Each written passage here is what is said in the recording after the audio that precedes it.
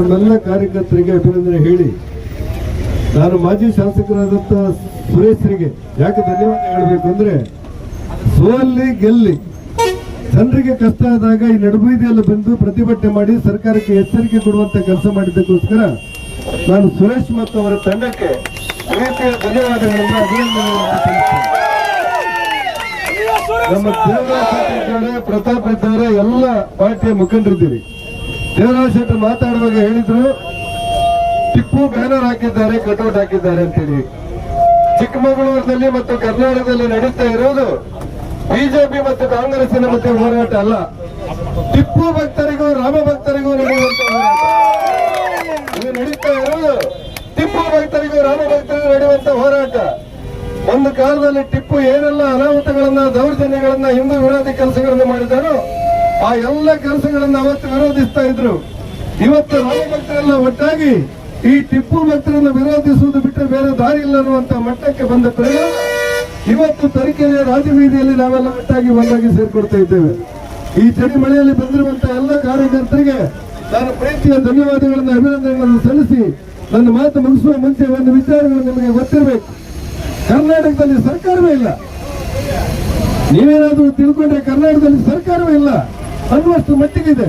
ಗೃಹ ಮಂತ್ರಿಗಳು ಏನ್ ಹೇಳ್ತಾ ಇದ್ದಾರೆ ಅಂತ ಹೇಳಿದ್ರೆ ಇಡೀ ಕರ್ನಾಟಕ ಹೊತ್ತಿ ಉರಿಯುವಂತ ಪರಿಸ್ಥಿತಿ ಇದೆ. ರಿವಾಲ್ವರ್ ಹಿಡ್ಕೊಂಡು ಪೊಲೀಸ್ ಠಾಣೆಯಲ್ಲಿ ಪೊಲೀಸರು ಹೆದರಿಕೆ ಇಲ್ಲದೆ ರಿವಾಲ್ವರ್ ಹಿಡ್ಕೊಂಡು ಶೂಟ್ ಔಟ್ ಮಾಡುವಂತ ಘಟನೆಗಳು ಕರ್ನಾಟಕದಲ್ಲಿ ನಡೀತಾ ಇದ್ರೆ ಕರ್ನಾಟಕದ ಗೃಹ ಮಂತ್ರಿಗಳು ಅಯ್ಯೋ ದೇವರೇ RSS ರಿಜಿಸ್ಟ್ರೇಷನ್ ಆಗಿಲ್ಲ ಅನ್ನೋದು ಒಂದೇ ತಲೆ ವಿಷಯ ಅವರಿಗೆ.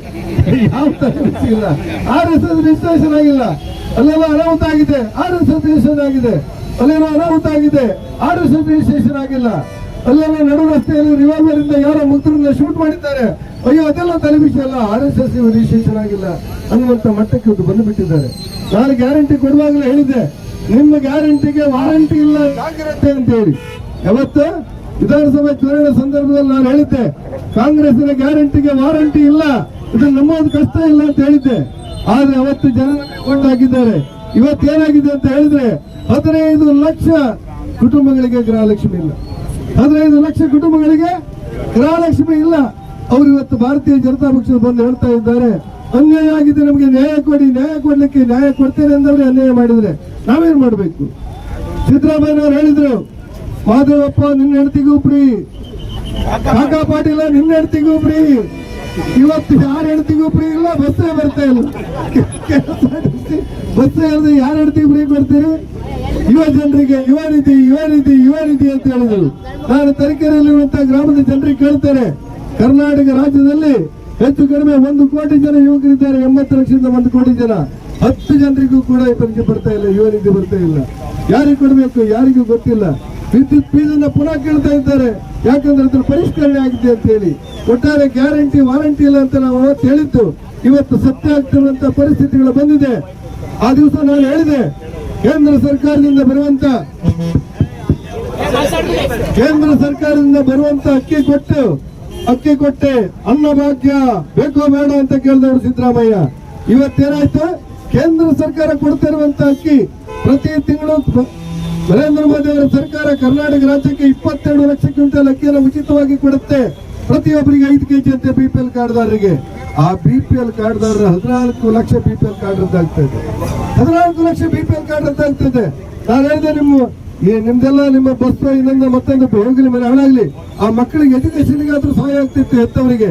ಆ BPL ಕಾರ್ಡ್ ಅನ್ನ ರದ್ದು ಮಾಡಬೇಡಿ ಅಂತ ಹೇಳಿದ್ರೆ ಇದಕ್ಕೆಲ್ಲ ಕೇಂದ್ರ ಸರ್ಕಾರ ಕಾರಣ ಅಂತ ಹೇಳೋರು. ಕೇಂದ್ರ ಸರ್ಕಾರ ಕಾರಣ ಯಾವ? ಕೇಂದ್ರ ಸರ್ಕಾರ ಕಾರಣ? ಕೇಂದ್ರ ಸರ್ಕಾರ ಗೈಡ್ಲೈನ್ ಕಳಿಸಿದ್ಯಾ? ಕೇಂದ್ರ ಸರ್ಕಾರ ಇವತ್ತು ಆಯುಷ್ಮಾನ್ ಭಾರತ್ ಅನ್ನು ಕೊಟ್ಟು ಉಚಿತವಾಗಿ 5 ಲಕ್ಷ ರೂಪಾಯಿ ಉಚಿತವಾದಂತ ಟ್ರೀಟ್ಮೆಂಟ್ ಕೊಡ್ತಾ ಇದ್ರೆ ಕರ್ನಾಟಕದಲ್ಲಿ ಅನುಷ್ಠಾನ ಆಗ್ತಾ ಇಲ್ಲ.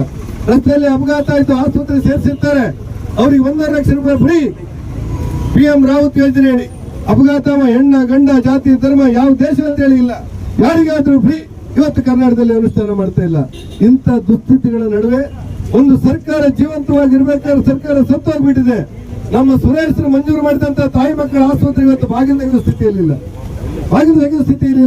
ಕೇಂದ್ರ ಸರ್ಕಾರದ ಅನುದಾನದಿಂದ ತರೀಕೆರೆಗೆ ಬಂದಿರುವಂತಹ 4 ಕೋಟಿ 13 ಲಕ್ಷ ರೂಪಾಯಿ ಕಾಮಗಾರಿ ಆಗುವ ಮುಂಚೆ ಹೊಂಡ ಬಿದ್ದು ಬಿಟ್ಟಿದೆ.